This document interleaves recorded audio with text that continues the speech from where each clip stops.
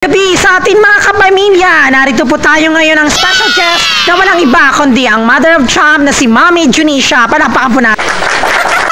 Good evening mga fans. I love you so much. I love you Manny. Nandito na ako sa GGB. Salamat bye sa interview sa akin. At alam mo naman first time ko dito. Good evening Mami D. Salamat sa pag-imbita.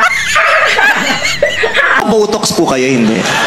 Ay hindi Vice, talagang natural talaga ang beauty ko na ito. Sabi nga ng aking anak na si Manny, na dadalhin ako sa mga beauty clinic, pero ayoko talaga kasi mas gusto ko talaga yung natural lang. Wow, sana all. Yaman, di ba? Ayaw nila ng may pilegas, yung mga ibang mayayaman talagang pinuubos nila, ginugugol nila yung pera nila para lalo silang gumanda. Ayaw niyo pong lalong gumanda?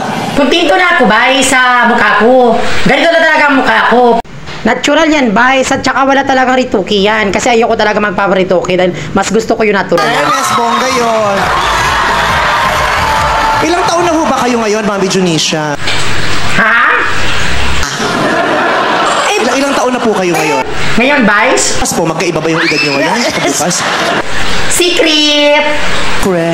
Secret! Kung ibabase natin yung edad nyo sa itsura ninyo, Ilang taon na si Mami T? Hulaan yung mga fans. Kung ilang taon ako? Mga 34, oh yes.